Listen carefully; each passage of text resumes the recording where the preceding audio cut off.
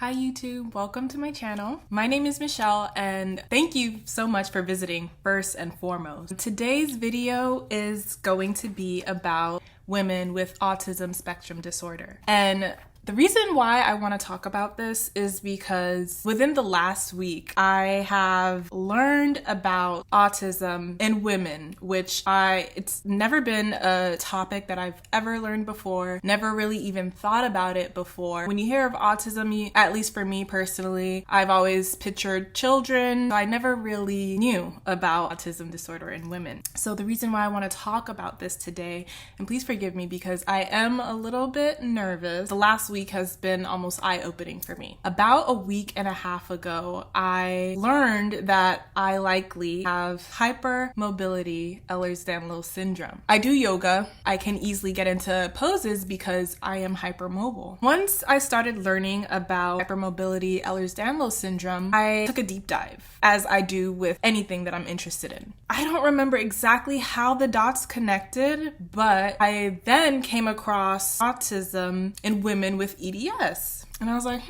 this is interesting. Let me read about this, right? I was like, this kind of sounds familiar. And it sounded familiar because I was thinking about things that I've experienced in my life that was similar to what they were describing as autism in women. I was like, there's no way. Like, there's no way. I've been told by people in the past, you might be autistic. I don't know if you guys have ever seen the show The Good Doctor. If you have seen it, then you know Sean Murphy. He is an autistic doctor who starts as a resident, I believe. It kind of follows his journey as an autistic doctor, the challenges that he may face when he has to live in this neurotypical world and work in this neurotypical world and how it impacts and affects him. I've been compared to him in the past, but I'm like, oh, no way, like, no. I started to think about it more because I like to think.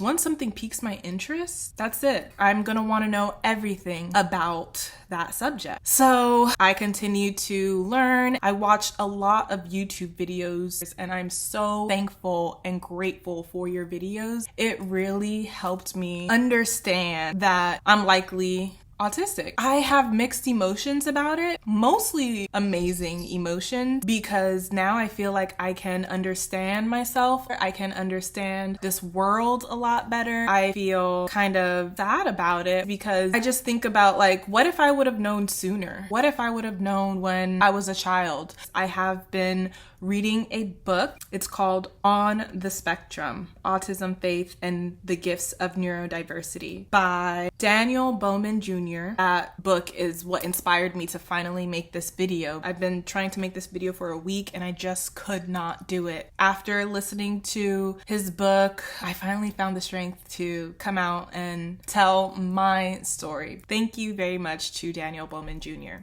Everything happens for a reason, so I was meant to find out now rather than in childhood. I've been kind of processing these feelings and I finally feel ready to talk about it, and hopefully by me speaking up, I can help somebody else. I want to talk about a Females with Autism, an unofficial list created by Samatha as a springboard for discussion and more awareness into the female experience with autism. So what I'd like to do today is kind of go over this list and talk about how it relates to my experience. So this is her unofficial list. I'll leave a link in the description for this list so you can, check, follow along with it. It's been super helpful for me, so I want to make sure that I share it with you guys too. So section A is deep thinkers. Number 1, a deep thinker. Yes, I am a deep thinker. I love to think. I ask a lot of questions. I used to get in trouble when I was younger for asking why. I needed things to make sense to me. Definitely a deep thinker. A prolific writer drawn to poetry. Yes. I love poetry so much.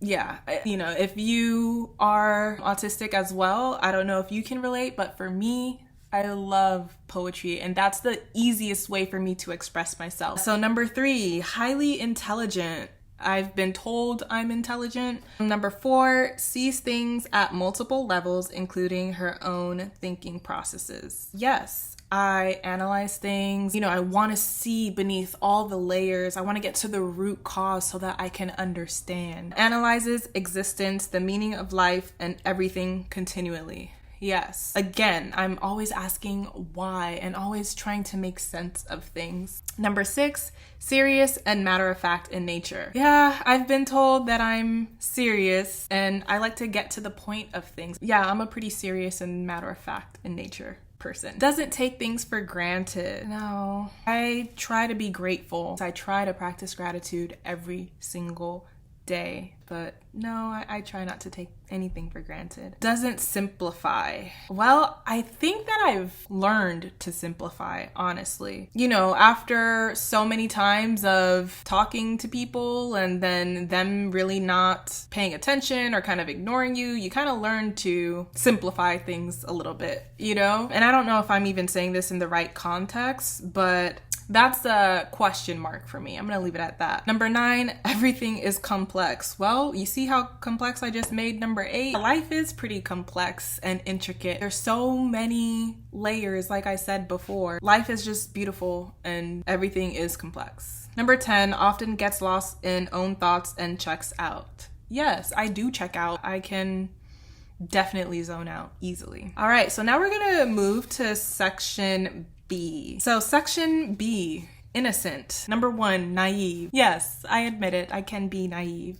Number 2, honest. Yes, I don't like to lie. Why can't people just be honest? Sometimes I can be honest to a fault, and I'm learning that, you know, certain things you have to say in a certain way. Yeah, I don't like lying. It makes me feel guilty and uncomfortable, and just like, you know, I believe what's done in the dark is going to come to light anyway, so just tell the truth up front. Number 3, experiences trouble with lying. Yes, I just answered that. Number 4, finds it difficult to understand manipulation and disloyalty. Don't even get me started on that, okay? I'm gonna have to do like several other videos on manipulation and disloyalty. It's hard to understand because I would never, like, no. Why manipulate somebody? Why take advantage of somebody? Number 5, finds it difficult to understand vindictive behavior and retaliation. Yes, I do. Like, why? I don't understand why people do certain things. Like, I can understand it has everything to do with them and nothing to do with anybody else. It's hard to understand, yes. Number 6, easily fooled and conned. Yes. Number 7, feelings of confusion and being overwhelmed. Yeah.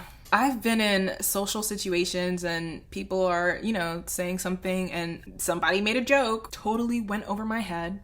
Didn't understand it, but I laughed because that's what everybody else was doing. Those situations can be super overwhelming because you're like, what the hell is going on? Number 8, feelings of being misplaced and from another planet. Yes. Yeah. I've always felt like I did not belong here. Like, my home is somewhere else. This world is different. So yeah. Number 9, feelings of isolation. Yeah, definitely. You know, when you feel that you don't fit in, you know, it can be lonely sometimes, but sometimes I prefer it that way. I'd honestly rather be by myself than to be fake and fake these social interactions. Number 10, abused or taken advantage of as a child but didn't think to tell anyone. Yes. Section C, escape and friendship. Number 1, survives overwhelming emotions and senses by escaping in thought or action. Yes, just putting yourself in your mind and putting yourself in this world so that you can kind of deal with this outside world. Number 2, escapes regularly through fixations, obsessions, and over interests in subjects. Special interests. Yes, I can talk about my special interests for days. One of them, you might have guessed, is yoga, music. I love analyzing the lyrics to songs and getting to the deeper meaning. Love it. So those are just some of my special interests. Number 3, escapes routinely through imagination, fantasy, and daydreaming. I feel like I can imagine anything. So number 4, escapes through mental processing. I don't know. So I'm just gonna say no. Number 5, escapes through the rhythm of words. Yes, that goes back to how I love music. Like, I'll listen to the same song over and over and over again on repeat for like a week. I would love to know if anybody else does this, because I don't think that's weird, but other people might find that weird, and I'm just learning that. Number 6, philosophizes continually. Yes, yes, yes, yes. I am a deep ponderer, and I'm always, like I said, thinking about the possibilities of things, you know, trying to understand the world and life. Number 7, had imaginary friends in youth. Yeah, I did. I had a friend named Billy. Number 8, imitates people on television or in movies. Yeah, I wanted to be an actress growing up. Number 9, treated friends as pawns in youth. Friends were students, consumers, members. I guess I wouldn't say students, consumers, or members, but yeah, I mean, I feel like everybody served a purpose, but not in a way, I don't think it was in a negative way. Like, I feel like the friendships I made were genuine, at least on, you know, for me, but I really don't know. I don't know. So I'm gonna say I don't know. Number 10, makes friends with older or younger females more so than friends her age, often in young adulthood. Yeah, I had friends with people like in high school. That's not young adulthood, but in high school, I had friends who were in grades older than me, and then I befriended people younger than me as well. I think you can be friends with anybody as long as, you know, there's a connection, and, you know, I don't think friendship has an age limit, honestly. Number 11, imitates friends or peers in style, dress, attitude, interests, and manner, sometimes speech. Yeah, I've definitely done that. I've definitely done that multiple times, and that goes to trying to fit in and trying to be accepted. Number 12, obsessively collects and organizes objects. Yes, my collection currently, I like to collect crystals. Number 13, mastered imitation. I don't know if I've necessarily mastered it, but I can imitate people. Number 14, escapes by playing the same music over and over. I already answered that. Yes. Number 15, escapes through a relationship, imagined or real. Yeah. Yes. Okay, I can. Yes. Number 16, numbers bring ease. Could be numbers associated with patterns, calculations, lists, time, and personification. So yes, numbers bring me ease. I love numerology. Number 17, escapes through counting, categorizing, organizing, rearranging. Yeah. Number 18, escapes into other rooms at parties. Yes, especially when it's just been overwhelming. I will find somewhere else, or I'm also the type, I'm gonna leave. If I don't wanna be somewhere, I'm going to leave because I'm uncomfortable and I don't wanna be here anymore.